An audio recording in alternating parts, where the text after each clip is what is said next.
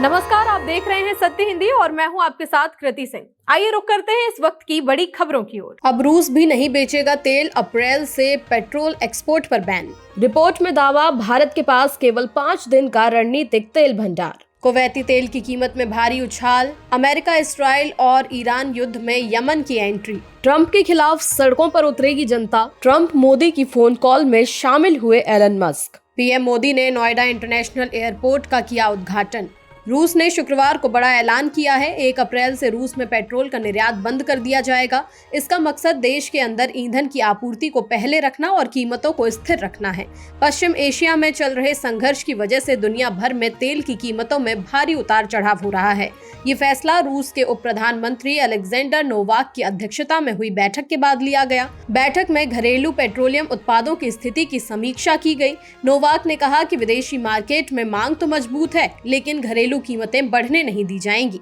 बैठक में रूस के राष्ट्रपति पुतिन के उस लक्ष्य पर भी जोर दिया गया कि देश के अंदर ईंधन की कीमतें अनुमानित स्तर से ऊपर न जाएं।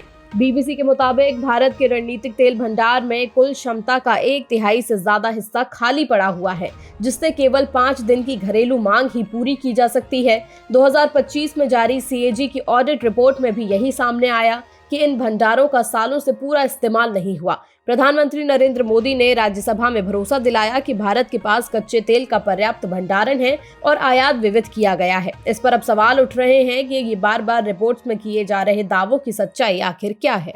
कुवैत की न्यूज एजेंसी कूना की रिपोर्ट के मुताबिक कुवैती तेल की कीमत में $8.10 की बढ़ोतरी हुई है और अब एक बैरल का भाव $118.93 हो गया है। तेल की कीमतें लगातार बढ़ रही हैं क्योंकि यूएस और इसराइल के ईरान पर युद्ध की वजह से स्ट्रेट ऑफ हॉर्मुज में तेल और गैस की ट्रैफिक लगभग ठप हो गई है। इस जलमार्ग से दुनिया के लगभग 20% ऊर्जा निर्यात होते हैं, इसलिए ये ग्लोबल सप्लाई के लिए बेहद अहम है। विशेषज्ञों का कहना है कि अगर तनाव जारी रहा तो तेल की कीमतों में और ज्यादा उछाल देखने के लिए मिल सकता है। इसराइल डिफेंस फोर्स आईडीएफ ने बताया कि यमन से दागी गई एक मिसाइल को इंटरसेप्ट कर दिया गया। अमेरिका और इसराइल के ईरान से युद्ध शुरू होने के बाद ये यमन की तरफ से पहली मिसाइल मानी जा रही है। आईडीएफ ने कहा कि उनका हवाई सुरक्षा सिस्टम खतरे को रोकने के लिए काम कर रहा है। हूती गुट के प्रवक्ता यहवा सरी ने चेतावनी दी कि अगर कोई देश अमेरिका, इसराइल के साथ मिलकर ईरान के खिलाफ कदम उठाता है तो वे सीधे हस्तक्षेप करेंगे। उन्होंने ये भी कहा कि लाल सागर का इस्तेमाल ईरान या किसी मुस्लिम देश के खिलाफ हमले में किया गया तो वे दखल देंगे। इससे पहले ईरान के हमले में सऊदी अरब के एयरबेस पर अमेरिकी सैनिक घायल हुए थे। लेबनान की नेशनल न्यूज एजेंसी ने बताया कि दक्षिणी लेबनान के कफर टेबनित में इसराइल के हमले में सिविल डिफेंस एम्बुलेंस को निशाना बनाया गया। इस हमले में एक पैरामेडिक की मौत हो गई और 4 अन्य घायल हो गए। लेबनान एजेंसी ने इसे एक और युद्ध अपराध करार दिया और अंतर्राष्ट्रीय समुदाय से कार्रवाई करने की अपील की है ताकि जिम्मेदारों को सजा दी जा सके। इस हमले से स्थानीय नागरिक और बचाव दल में भारी चिंता फैल गई है। घायलों को तुरंत अस्पताल ले जाया गया, जबकि इलाके में सुरक्षा बल और राहत टीमें मौजूद हैं। ये घटना लेबनान इसराइल हालात की गंभीरता को दिखाती है।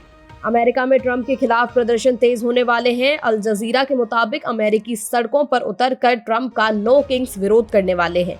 इसके तहत पूरे अमेरिका में 3000 से ज्यादा सभाएं आयोजित की जाएंगी। इस जमीनी स्तर के विरोध आंदोलन ने जून और अक्टूबर 2025 में प्रदर्शन किए, जिनमें 50 लाख लोग शामिल हुए थे और बाद में पूरे अमेरिका में हजारों आयोजनों में 70 लाख लोग शामिल हुए। आयोजकों का कहना है कि ये शनिवार अमेरिकी इतिहास के सबसे बड़े विरोध प्रदर्शन में से एक हो सकता है, जिसमें ट्रंप की आप्रवासन विरोधी कार्रवाई से लेकर ईरान के खिलाफ उनके युद्ध तक कई तरह की शिकायतें सामने आएंगी। वॉशिंगटन डीसी, मिनियापोलिस, शिकागो और सैन फ्रांसिस्को में बड़े विरोध प्रदर्शनों की उम्मीद है। बर्लिंगटन की प्रेस के मुताबिक मात्र 6,46,000 लोगों की आबादी वाले छोटे से राज्य वर्मोंट में 40 से ज्यादा विरोध प्रदर्शनों की उम्मीद है।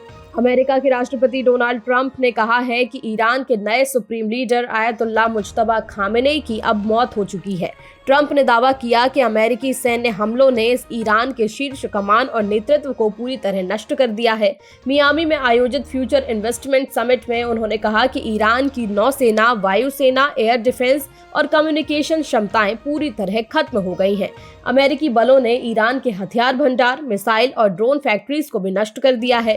ट्रंप का कहना था कि अमेरिकी ऑपरेशन के ईरान की सैन्य शक्ति और रक्षा उद्योग को पूरी तरह तहस नहस कर दिया। अबू धाबी के सरकारी मीडिया ऑफिस ने बताया कि इंटरसेप्ट की गई बैलिस्टिक मिसाइलों के मलबे से 5 भारतीय नागरिक घायल हो गए हैं। अधिकारियों के मुताबिक इन घायलों की चोटें मामूली से लेकर मध्यम तक हैं। मिसाइल मलबे के गिरने से शहर के खलीफा इकोनॉमिक जोन में 2 जगह आग भी लगी, जिसे स्थानीय अधिकारी बुझाने में जुटे हुए हैं। मीडिया ऑफिस ने कहा कि राहत और सुरक्षा उपाय बढ़ा दिए गए हैं और स्थिति अब नियंत्रण में है। इस घटना ने फिर से दिखा दिया कि मिसाइल हमलों के दौरान सुरक्षा और सतर्कता कितनी जरूरी है। अधिकारियों ने लोगों से सुरक्षित स्थानों पर रहने की सलाह दी है। ईरान ने आरोप लगाया है कि अमेरिका और इस्राएल ने नागरिक ढांचों और अहम केंद्रों पर लगातार हमले किए हैं। विदेश मंत्री अब्बास अराक्ची ने कहा कि इस्राएल ने 2 बड़े स्टील कारखाने, एक पावर प्लांट और सिविलियन न्यूक्लियर साइट सहित कई जगहों पर हमले किए। उन्होंने एक्स पर लिखा कि हमला अमेरिका के साथ मिलकर किया गया और राष्ट्रपति ट्रंप की दी गई डेडलाइन के खिलाफ है। अराक हैवी वाटर न्यूक्लियर प्लांट पर भी हमला हुआ, लेकिन कोई हताहत नहीं हुआ। BBC वेरीफाई ने तस्वीरों में आग और धुएं की पुष्टि की। ट्रंप के खास दूत विटकॉफ ने कहा कि अमेरिका उम्मीद कर रहा है कि ईरान के साथ इस हफ्ते मीटिंग हो पाए। टेक टाइटन एलॉन मस्क ने अमेरिका और भारत के बीच ईरान युद्ध को लेकर हुई हाई लेवल कॉल में हिस्सा लिया।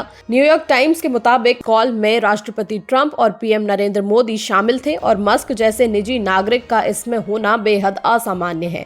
चर्चा में स्ट्रेट ऑफ हॉर्मुज में बढ़ते तनाव और ऊर्जा सप्लाई को लेकर सुरक्षा पर ध्यान दिया गया। 2 अमेरिकी अधिकारियों ने मस्क की मौजूदगी की पुष्टि की और इसे एक संकेत माना कि ट्रंप और मस्क के बीच अब संबंध बेहतर हैं। पिछले साल उनके झगड़े के बाद अभी तक ये स्पष्ट नहीं है कि मस्क ने कॉल में क्या कुछ कहा या फिर सिर्फ सुन रहे थे। ईरान को लेकर ट्रंप के तेवर फिर से बदल गए हैं। ट्रंप ने कहा कि इस समय ईरान को हम बुरी तरह कुचल रहे हैं। ट्रंप का कहना है कि ईरान पर इतनी भीषण मार पड़ रही है कि ऐसे में तो कोई भी बातचीत के लिए तैयार हो जाएगा। इसके बाद ट्रंप ने दावा किया कि जिन ईरानी अधिकारियों ने कहा कि तेहरान बातचीत में भाग नहीं ले रहा है, वे झूठ बोल रहे हैं। हालांकि उन्होंने ये नहीं बताया कि अमेरिका किस ईरानी अधिकारी या अधिकारियों से बात कर रहा है। उन्होंने कहा, याद रखिए, उन्होंने झूठ बोला था। वे समझौता करने की भीख मांग रहे थे, लेकिन मैं सही निकला। वे बातचीत कर रहे थे। अमेरिकी राष्ट्रपति ने फिर दावा किया कि ईरान ने बातचीत में अपनी भागीदारी में बारे में गलत जानकारी देने के बदले में तेल की खेप भेजने की पेशकश की है। अमेरिका के राष्ट्रपति ट्रंप ने साफ कह दिया है कि अगर नाटो देश अमेरिका की मदद नहीं करेंगे तो अमेरिका भी उनके लिए खड़ा होने की जरूरत नहीं समझेगा। मियामी, फ्लोरिडा में एक निवेश फोरम में ट्रंप ने कहा कि हम हमेशा उनके लिए होते, लेकिन अब उनकी हरकतों के हिसाब से हमें होना जरूरी है। उन्होंने ये भी जोड़ा कि अगर वे हमारे लिए नहीं है तो हम उनके लिए क्यों रहें। दरअसल अमेरिका ने ईरान पर हमला करने से पहले अपने यूरोपीय सहयोगियों से कोई सलाह नहीं ली। नाटो के कई नेता इस कदम से खिलाफ थे। इस बयान से अमेरिका यूरोपीय रिश्ते में बड़े खिंचाव साफ दिखाई दे रहे हैं।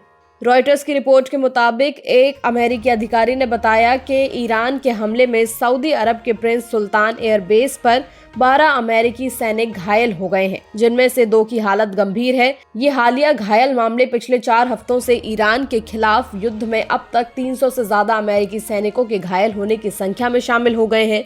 अमेरिकी सेना ने पहले ही कहा था कि इन 300 में से 273 सैनिक अब वापस ड्यूटी पर लौट चुके हैं। इस संघर्ष में अब तक कुल 13 अमेरिकी सैनिकों की मौत हो चुकी है। ये लगातार बढ़ते तनाव और युद्ध के खतरनाक मापदंडों को दिखाता है। शिप ट्रैकर वेबसाइट्स के मुताबिक 5 भारतीय झंडे वाले LPG कैरियर्स जो भारत जा रहे थे, दुबई रस अल खाईमा के उत्तर में स्ट्रेट ऑफ हॉर्मुज के पास रुके हुए हैं। ये जहाज 1.7 लाख टन से ज्यादा LPG ले जा रहे हैं, लेकिन ईरान के हालिया कदमों के कारण आगे नहीं बढ़ पा रहे। ईरान के रिवॉल्यूशनरी गार्ड्स ने शुक्रवार को 3 जहाजों को चेतावनी के बाद में वापस लौटाया और कहा कि मार्ग उनके दुश्मनों से जुड़े पोर्ट्स के लिए बंद है। हाल ही में 26 जहाजों को ईरान ने पारगमन की अनुमति दी थी, जिनमें ज्यादातर ग्रीक, चीनी और कुछ भारतीय, पाकिस्तानी और सीरियाई जहाज थे। आज शनिवार को प्रधानमंत्री नरेंद्र मोदी ने ग्रेटर नोएडा के जेवर में नोएडा इंटरनेशनल एयरपोर्ट के फेज 1 का उद्घाटन किया। इस अवसर पर यूपी के मुख्यमंत्री योगी आदित्यनाथ भी मौजूद रहे।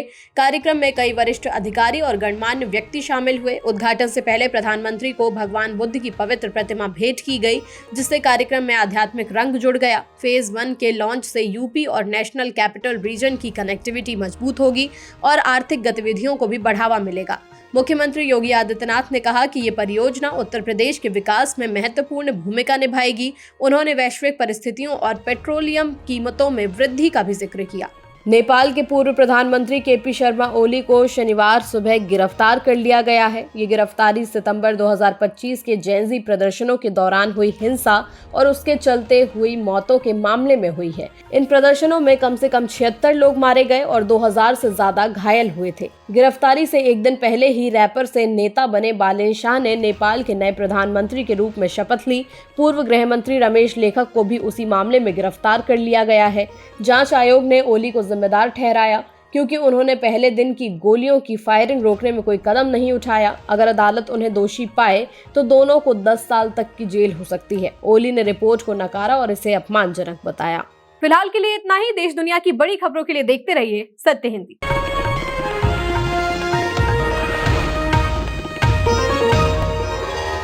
Copyright disclaimer under Section 107 of the Copyright Act 1976. Allowance is made for fair use for purposes such as criticism, comment, news reporting, scholarship, and research.